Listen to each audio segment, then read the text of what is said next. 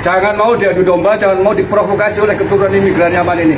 Kita berurusan dengan mereka, bukan berurusan dengan saudara-saudara setanah air. Kita berurusan dengan mereka, bukan berurusan dengan saudara-saudara setanah air. Tidak pernah akan mundur kita demi bangsa dan negara, demi merah putih. Darah dan nyawa akan kami pertaruhkan. Saya menyatakan di majelis yang mulia ini, satu, selama 3 tahun terakhir, bahwa selama 3 tahun terakhir ini ada gerombolan monyet. Tidak usah pengecut. Anda mengatakan gerombolan monyet, mengatakan jenderal monyet. Sebut saja kalau ada laki-laki. Jangan menjadi orang pengecut. Tidak usah memprovokasi umat Islam untuk yang terus-menerus menghina dan memfitnah habaib Ba'alawi, seperti menghina Habib Utsman bin Yahya Mufti Betawi, Ali Al-Habsyi, pendiri Indonesia Islamic Center Kuitang. Bahkan mereka menghina para imam habaib seperti Imam Ahmad bin Isa Al-Muhajir, Ubaidillah, juga Imam Al-Haddad dan lain-lain. Dua, gerombolan monyet tersebut secara terang-terangan menjadi begal ngobok-ngobok nasab Ba'alwi yang suci dan mengacak-ngacak nasab para wali songo yang mulia. Bahwa selama 3 tahun terakhir ini gerombolan monyet tersebut semakin nekat mengancam, sweeping dan bantai serta usir habaib maupun Ba'alwi, mempersekusi acara habaib, mengusir habaib, menyerang dan merusak makam-makam habaib. Bahkan kini bukan hanya habaib, tapi semua keturunan Arab di Indonesia diserang dengan gerakan anti Arab, cara rasis dan fasis. 4, bahwa selama 3 tahun terakhir ini gerombolan monyet rasis dan fasis melakukan berbagai propaganda licik dan jahat untuk membelokkan sejarah Indonesia dengan menghapus semua peran dan jasa keturunan Arab dalam perjuangan kemerdekaan Indonesia. 5, gerombolan monyet rasis dan fasis tersebut membentuk organisasi monyet dan laskar monyet yang di backup sejumlah oknum jenderal untuk melakukan teror dan intimidasi, bukan saja terhadap habaib dan keturunan Arab lainnya, tapi juga terhadap para muhibbin yang cinta ulama dan habaib. Bahkan belakangan terang-terangan gerombolan monyet rasis dan fasis tersebut membela oligarki busuk, tindas rakyat miskin di Provinsi Banten. 6, kejahatan gerombolan monyet rasis dan fasis tersebut sudah dilaporkan oleh API, Advokat Persaudaraan Islam, advokat FPI, ke Markas Besar Kepolisian Republik Indonesia, lengkap dengan saksi dan bukti. Tapi di lantai 15 gedung Mabes Polri, bagian cybercrime hanya diarahkan dan dikembalikan ke bagian Dumas, yaitu pengaduan masyarakat, dan tidak pernah diproses dengan alasan arahan atasan.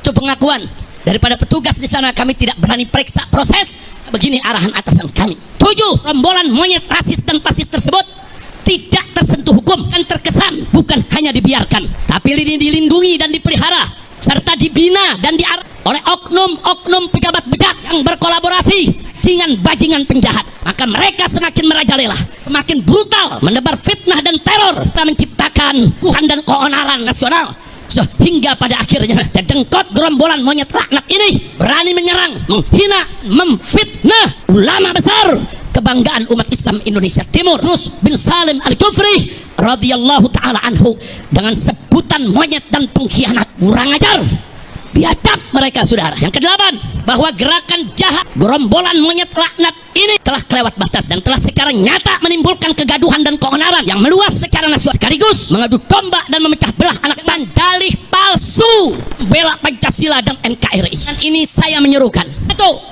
saya serukan kepada Rabithah Alawiyah dan Yayasan Al Khairat untuk mengambil langkah hukum cepat dan tepat tanpa memberi celah, restoratif justice, maaf dan damai, karena kejahatan mereka sistemik, masif. Tapi lakukanlah penegakan hukum yang tegas dan keras agar jadi pelajaran bagi semua gerombolan monyet dan fasis yang ada di Indonesia. 2, saya serukan kepada seluruh habaib dan keturunan Arab serta para muhibbin duduk di eksekutif, legislatif, yudikatif agar bergerak dan bertindak secara nyata menghentikan kejahatan rasis dan fasis. Rombolan monyet laknat tersebut sangat berbahaya demi menjaga persatuan. 3, saya serukan ada Presiden Prabowo Subianto agar segera instruksikan Panglima TNI dan Kapolri untuk secepat-cepatnya gelar operasi pembasmian rombolan monyet neo PKI sudah terbukti merongrong Pancasila dan gerakan rasis dan fasisnya,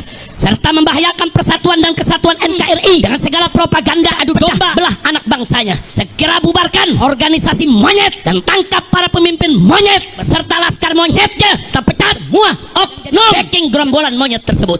Pak, saya serukan segenap ormas Islam dan laskar Islam, aktivis Islam di seluruh Indonesia yang cinta akan siap membela Pancasila agar bergerak serentak untuk kejar dan hajar teganyang gerombolan monyet neo PKI dimanapun berada.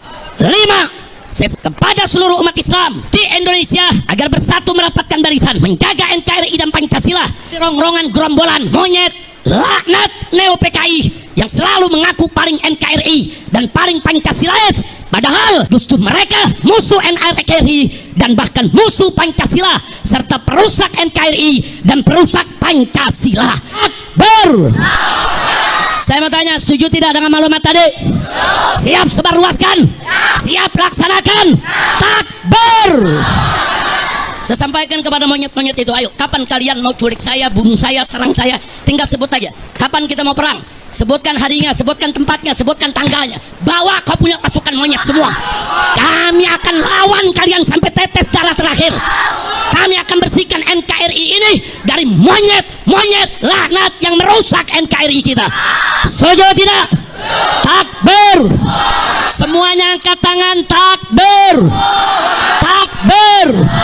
Takbir. Sallu ala Nabi. Maka itu kita ingatkan kepada Bapak Kapolri, segera perintahkan Panglima TNI dan Kapolri. Bapak Prabowo Subianto Presiden, segera perintahkan Panglima TNI. Jangan sampai perang ini Pak di negeri kita Pak. Jangan. Kalau Presiden nggak mau tahu, Panglima TNI nggak mau tahu, Kapolri nggak mau tahu, saya akan bikin pasukan besar-besaran se-Indonesia. Kita akan perang, kita akan kejar. Kita akan kejar, hajar, habisi, ganyang semua monyet PKI yang selama ini menghina ulama, menghina habaib, menghina muhibbin, menghina NKRI, dan pura-pura bela Pancasila. Saya tanya sekali lagi, semua siap berjuang? Siap ikut Habib? Takbir. Pulang dari sini nanti siapin aja asa golok yang tajam, siapin senjata yang kita punya ya. Tiap saat saya bisa beri komando. Ini udah kelewatan. Jadi kalau si monyet ini nggak ditangkap sama Kapolri, ini kelewatan. Saya minta kepada Al Khairat, Robito, jangan mundur. Nggak ada kata damai. Orang ini harus dijebloskan ke penjara. Dia sudah menimbulkan keonaran. Betul? Takbir. Pada malam hari ini berada di posko mudik PWI RS Banyumas. Dan ini teman-teman kami, sahabat-sahabat dari Timur semua. Kami menindaklanjuti hasutan dari Rizik yang katanya pasca bulan Ramadan ini mau mengobatkan perang kepada kami. Kami siap. Banyumas siap. Siap semua. Siap. Tapi ingat, tolong jangan bawa-bawa pribumi. Jangan bawa-bawa pribumi. Kalau berani sudah, para imigran Yaman itu, WNA itu yang nggak jelas itu, jangan hasut saudara-saudara kami sama pribumi. Kami tidak akan mau berurusan dengan saudara-saudara kami sama pribumi. Musuh kami jelas, kalian yang tidak bisa membuktikan sebagai cucu Nabi. Jelas ya? Jelas. Siap ya? Siap. Akan kita lawan untuk provokasi. Aparat harus tegas, tidak tegas. Jangan paksa kami untuk marah saudara-saudara. Siap, saudara? Siap. Kami Putra Nusantara, kami menjawab tantangan Rizik Syihab pasca bulan Ramadan mengajak perang kepada orang-orang pribumi Nusantara. Ingat, kami orang-orang Nusantara tidak akan mundur satu jengkal pun. Kami siap berkobar membela tanah air NKRI harga mati. Kami siap dimanapun Anda melawan perang kepada kita. Kita tidak akan mundur satu jengkal pun. Siap saudara? Siap. Siap saudara? Siap. Dengarkan itu, Rizik Syihab, kalau Anda berani, jangan bawa-bawa pribumi saudara-saudara kita. Anda bawa itu antek-antek imigran Yaman. Kami siap. Di mana? Tentukan waktunya. Siap saudara? Siap. Siap saudara? Siap. NKRI Nusantara. Gero mikir. Gero mikir. Gero mikir. Ada keturunan imigran Yaman yang katanya mau mengobarkan perang pasca Lebaran. Tidak usah pengecut. Anda mengatakan gerombolan monyet, mengatakan jenderal monyet. Sebut saja kalau ada laki-laki. Jangan menjadi orang pengecut dan tidak usah memprovokasi umat Islam untuk mengorbankan perang, mengobarkan perang. Kalau Anda laki-laki, turun sendiri. Turun sendiri kalau Anda laki-laki. Seluruh keturunan imigran Yaman, turun kalau berani. Putra-putra Nusantara tidak akan mundur sejengkal pun untuk melayani kalian. Ada provokatifnya bukan main, nggak pernah berhenti. Anda sudah pernah keluar dari penjara, tapi masih terus provokatif, memprovokasi umat Islam, mengobarkan perang. Nggak usah memprovokasi umat Islam. Kalau Anda berani turun sendiri, kerahkan juga pasukan keturunan imigran Yaman semuanya. Kalau Anda berani, turun sendiri, nggak usah memprovokasi umat Islam. Dan terakhir, saudara-saudaraku, putra-putra Nusantara di tanah air, jangan mau diadu domba, jangan mau diprovokasi oleh keturunan imigran Yaman ini. Kita berurusan dengan mereka, bukan berurusan dengan saudara-saudara setanah air. Tidak pernah akan mundur kita demi bangsa dan negara, demi merah putih. Darah dan nyawa akan kami pertaruhkan. Dari Banyumas tidak akan pernah mundur, dan mohon kepada aparat keamanan untuk menghentikan provokasi keturunan imigran Yaman yang mengorbankan perang di tanah Nusantara ini. Siap orang melawan Pahlawi? Siap. Orang minggir? Orang minggir? Orang minggir? Merdeka! Merdeka! Hei, Risik, arep wani, aku kemong Banyumas. Orang sanggalo pribumi. Aku siap mati memecah gunungmu. NKRI harga mati. Pancasila Pancasila Nusantara. Nah, ini fakta, ini merupakan indikasi kebangkitan PKI yang tidak terbantahkan. Omong kosong kalau ada mengatakan PKI tidak akan bangkit. Omong kosong kalau ada mengatakan PKI akan bangkit atau PKI ini sudah final tidak akan bangkit lagi. Omong kosong saudara. PKI sedang bergerak, PKI akan bangkit kembali, PKI akan melibas kita semua kalau kita tidak merapatkan barisan dari sekarang saudara. Presiden Jokowi, jangan coba-coba kau berikan kesempatan kepada PKI untuk melanjut lagi dalam kekuasaan di Republik Indonesia, saudara. Maka itu, saya ingatkan kepada semua umat Islam, siapkan senjatamu. Kalau besok ada panggilan jihad untuk menghabisi PKI yang ada di mana saja, siap tidak? Siap tidak? Takbir! Takbir! Setiap jelang pilpres isu PKI itu diangkat. Selama 15 tahun sampean nggak pernah bisa nangkap PKI, ya kan? Siapa PKI-nya mana? Yang pemilik bendera atribut PKI FPI. Sekarang diangkat lagi setiap jelang pemilu, bro, yang mengangkat isu PKI itu. ومن ذلك نحن نرجو منكم انتشار في هذه الطريقة، انتشار والنشر هذه الطريقة حتى أن العرب يعلمون بأن سادة العربيين وهو أول من دخل في الجواب الذين دخلوا الإسلام بهذه البلاد. Kata-kata hari ini adalah manusia yang licik membanggakan leluhurnya agar orang lain menghormatinya. Manusia yang durjana, leluhur orang lain diakui untuk kemuliaan dirinya. Dan manusia yang hina menolak leluhurnya karena tercoreng dalam sejarah. Sahabat Puja Sumatera, kalian pasti tidak asing lagi sekelompok ormas yang selalu getol menggembor-gemborkan anti komunisme.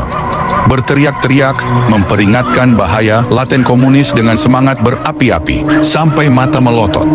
Padahal mereka sebagian besar sesungguhnya mungkin tidak memahami bangunan dari ide dasar komunis atau konsepsi ideologi komunisme itu sendiri. Hantu komunis itu telah membuat bangsa ini terbelah dan tercabik. Bahkan ketika runtuhnya rezim Orla menuju terbitnya Orba, sekian ratus ribu, mungkin jutaan, rakyat Indonesia yang tidak tahu apa-apa harus dieksekusi atas nama ideologi ideologi ini. Kita tidak ingin membahas lebih jauh siapa itu Karl Marx, Hegel, Engels, atau semua filsuf yang memberikan sumbangan pemikiran kepada ide komunisme. Yang jelas, intinya adalah reaksi atas revolusi industri yang menjadikan sistem kapitalisme, industrialisasi, dan eksploitasi buruh harus dikoreksi, di mana kaum bourgeoisie atau pemilik modal yang menghisap kaum proletariat atau pekerja harus ditumbangkan dalam sistem masyarakat tanpa kelas. Pada gilirannya, semua harus diatur dalam sistem negara. Awalnya sebatas ide, lalu melembaga menjadi ideologi, kemudian manifesto dan revolusi, dan akhirnya menjadi ornamen negara. Cita-cita sebenarnya mulia, namun praktiknya yang utopis banyak menciptakan masalah. Termasuk kritik atas kooptasi gereja di Eropa yang korup. Menjadi seruan menolak agama sebagai candu, yang menindas karena dogma-dogmanya. Pada akhirnya berkembang menolak agama, bahkan ketuhanan itu sendiri. Komunis tidak mesti ateis, tapi hubungannya sangat erat. Karena menolak penindasan atas nama apapun, termasuk konsepsi ketuhanan yang dianggap represif. Sahabat sejarah, walau pada akhirnya setelah ideologi komunis menguasai negara, bahkan menjadi penindas baru yang tak kalah kejamnya, di negara-negara liberal, ideologi kiri ini tetap punya ruang bermetamorfosis dalam ideologi sosialis demokrat yang lebih fleksibel. Baiklah, kita tidak akan mengulas lebih jauh. Intinya dunia heboh sejak Das Kapital dicetak bestseller dan manifesto komunis berkumandang. Hantu komunisme pada akhirnya membelah dunia menjadi dua kutub, yaitu negara yang berfaham liberalis dan komunis, terutama setelah tumbangnya fasisme pasca Perang Dunia II. Dan hantu ini menemukan jasad yang besar ketika berhasil menggulingkan Tsar Rusia dalam revolusi Bolshevik, yang dipimpin tiga serangkai Yahudi Ashkenazi, Lenin, Trotsky, dan Stalin. Jangan lupa bapak komunisme sendiri, Karl Marx, juga Yahudi Ashkenazi Jerman. Nama yang terakhir ini akhirnya menjadi diktator Uni Soviet dan mengobarkan Perang Dunia II dengan Jerman. Pasca kemenangannya, pengaruhnya menyebar ke seluruh dunia. Dan bagai efek domino menyebar juga ke selatan, ke Cina hingga Asia Tenggara, termasuk Indonesia. Komunisme ke Indonesia dibawa orang Belanda, Henk Sneevliet, yang juga seorang Yahudi, yang nantinya membentuk ISDV hingga PKI, Partai Komunis Indonesia. Jangan lupa, ideologi apapun menyebar lintas benua dan lintas agama.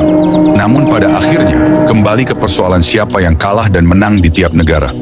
Terlepas dari latar belakang apapun, bangsa ini belum lupa bagaimana PKI berkali-kali melakukan pemberontakan.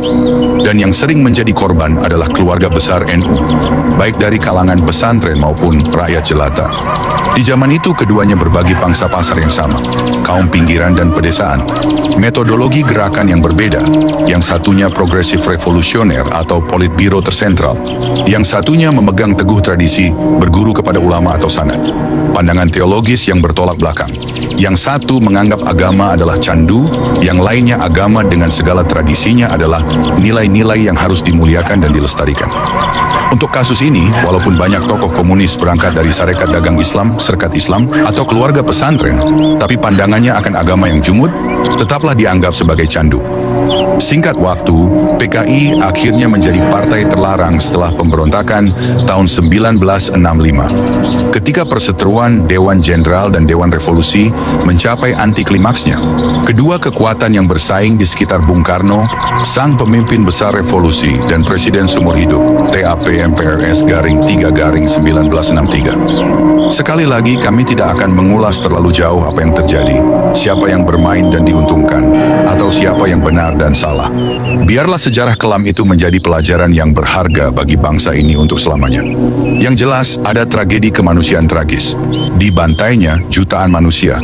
Yang pasti, rejim Orba sebagai pemenang menjadikan PKI sebagai partai terlarang.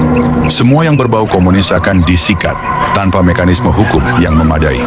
PKI benar-benar hancur dan terlaknat di Nusantara. Dan tentu saja, momok itu masih menghantui hingga hari ini. Ketika sesuatu dicap PKI, maka konotasinya sangat hina. Stigma ini banyak digunakan untuk membunuh karakter lawan politik, dari tingkatan kampung sampai negara. Setelah tumbangnya Orba dan memasuki reformasi, Presiden Gus Dur mencoba melakukan apa yang disebut rekonsiliasi 1965, yaitu dengan elegan meminta maaf bahwa organisasi yang dipimpinnya, yaitu NU, dengan jujur terlibat di dalam aksi pembersihan PKI tahun 1965 sampai 1966. Dan selain itu berupaya untuk menghapus TAP MPRS nomor 25/1966 tentang pelarangan PKI. Artinya ketika tragedi terjadi, kebetulan PKI di pihak yang kalah, maka korbannya juga jauh lebih banyak. Andai sejarah berkata lain, kemungkinan akan lain pula ceritanya. Disinilah NU berbesar jiwa, walau sejak 1948 dan 1965 terjadi serangkaian pembunuhan kiai, santri maupun aktivis-aktivis NU tetap ingin menghapus kisah kelam itu dengan cara yang bijak. Ibaratnya NU yang ikut menjadi korban, tapi begitu menang malah meminta maaf dan ingin menghapus stigma buruk demi kebaikan bangsa di masa mendatang. Yang justru aneh adalah banyak yang masih menggunakan framing anti-PKI untuk menjatuhkan lawannya. Dan itu muncul dari kelompok radikalis yang sebenarnya tidak berkonflik langsung dengan PKI di masa silam. Salah satunya dari Ormas Terlarang FPI, yang sudah menjadi rahasia umum adalah tempat bernaungnya banyak Ba'alawi radikal. Para Habib-Habib dari Yaman ini adalah golongan yang paling getol sok anti-PKI dan menuding PKI kepada lawan-lawannya, bahkan kepada aktivis-aktivis NU, yang mana di masa silam NU lah justru yang berhadapan langsung dengan PKI itu sendiri. Apabila banyak pahlawan bangsa yang baik seperti Diponegoro, Imam Bonjol, bahkan pahlawan perang Sepehi Singgo Barong, KRT Sumodiningrat diakui sebagai Ba'alawi. Yang lucu, mengapa DNA Aidit malah tidak diakui oleh kalangannya sendiri sebagai bagian dari keluarganya? Apabila ada orang besar, pahlawan dan manusia yang harum oleh sejarah diakui sebagai keluarganya. Apabila ada manusia kalah, tercoreng dalam sejarah, malah ditolak sebagai bagian keluarganya. Maka manusia golongan apakah yang seperti ini? Jawabannya adalah sesuai untaian kalimat pada pembukaan video. Masih kurang jelas, atau mungkin kebetulan Ba'alawi jadi pentolan PKI. Lalu siapa Ahmad Sofyan dan Fahrul Barakbah? Kedua Barakbah ini jelas tercatat sebagai gembong-gembong PKI, bahkan sempat menjadi anggota parlemen. Mari bertanya dengan jujur, katanya Ba'alawi banyak yang jadi ulama. Apabila banyak ulama masyumi dan terutama NU menjadi korban konflik dengan PKI dan konflik ninja dukun santet. Sekarang mari bertanya dalam hening dan senyap. Adakah ulama dari Ba'alawi yang menjadi korban dalam konflik dengan PKI dan ninja? Silahkan mencari jawaban kepada rumput yang bergoyang. Sahabat Puja Sumatera, sekarang kita runut. Benarkah Ba'alawi anti komunis yang sejati? Sejarah mencatat Yaman Selatan, termasuk Provinsi Hadramaut, adalah negara di dunia Arab atau kawasan Timur Tengah satu-satunya yang menerapkan ideologi komunis. Sebelum penyatuan dengan Yaman Utara yang lebih makmur dan maju. Di Yaman Selatan berdiri NLF tahun 1963 yang berhaluan komunis. Dan tak ingin negaranya dikuasai komunis, maka kaum nasionalis mendirikan FLOSI tahun 1965. Awalnya FLOSI lebih kuat karena didukung Mesir. Namun ketika Mesir kalah dari Israel, terpaksa FLOSI ditinggalkan sendirian melawan komunis. Sehingga negara Yaman yang komunis berdiri 1967 secara tidak langsung mendapat bantuan Israel. Dan sebagai negara komunis, lazimnya menetapkan satu partai tunggal, yaitu Partai Sosialis Yaman, yang merupakan gabungan dari banyak faksi partai haluan kiri, Marxisme, Leninisme. Partai Sosialis Yaman sendiri yang berhaluan Marxis ternyata masih dipimpin oleh Ba'alawi, yaitu Abdurrahman Assegaf yang cukup lama menjadi sekjen partai dari 2015 hingga sekarang. Dan salah seorang pentolan partai yang lain, Haidar Abu Bakar Alatas, juga pernah menjadi Perdana Menteri Yaman tahun 1990 sampai 1994. Bahkan Syekh Ali Al-Jufri, ulama keturunan Yaman yang tinggal di UEA, yang sering mondar-mandir ke Indonesia, adalah putra dari Abdurrahman Al-Jufri, mantan wakil presiden Yaman Selatan dan ketua Asosiasi Politisi Berhaluan Kiri MOWJ, yang memberontak kepada Yaman Bersatu lalu mengasingkan diri ke luar negeri. Jadi melihat data-data di atas, apakah masih layak bangsa ini terbelah oleh isu PKI? Apalagi mantan-mantan aktivis dari Ormas Terlarang FPI masih suka mengembangkan framing jahat ini. Padahal keluarga mereka sendiri banyak yang jadi gembong komunis, baik di Indonesia apalagi di Yaman. Sebagai bangsa, mari kita jadikan tragedi di masa silam sebagai pelajaran berharga. Dan bukan sebagai narasi jahat membunuh karakter lawan-lawan politik kita. Apalagi banyak musang berbulu domba, golongannya sendiri banyak yang komunis, tapi golongan lain yang dituduh PKI. Itu namanya maling teriak maling. Sahabat sejarah, ideologi yang kokoh adalah pusaka bangsa yang harus dijaga. Semua sila-sila di dalamnya. Termasuk sila pertama, di mana kita mengakui ketuhanan sebagai yang paling tinggi kedudukannya, paling sakral kesuciannya. Menodai kesucian suatu agama adalah musuh dari semua agama. Dan kesucian itu termasuk tercoreng ketika manipulasi sebagai turunan Nabi untuk mengkooptasi umat. Demikianlah sahabat, dikutip dari histori berbagai sumber. Jika ada dari sahabat yang memiliki pendapat berbeda, silakan tuliskan di kolom komentar, dengan tidak lupa selalu menjaga prinsip BNBR. Be nice, be respectful. Bila ada kurang lebihnya kami mohon maaf. The army then quote-unquote prepared the nation against communism by blaming the communists on everything, for everything. And because of that, then you see, at least 500,000 people were killed because you see, NU people and many other people beside NU then thought that they were the culprits of the so-called attempted coup d'etat. But actually, like what said by Van Daka, that it was all misinterpretation of things. Well, we have to be honest to history. I began by, you see, seeing that many people in Indonesia became Christians, and in my examinations I found out that they were so because their families were killed or were victims of actions by the Muslim movements. So because of this, then we have to acknowledge thoroughly that if we did a wrong thing, then we have to apologize for it. This is what I was taught since my childhood. This is the misconception of of banning communism. See, it's very, very great here. They were angry when I said that we should forget about that.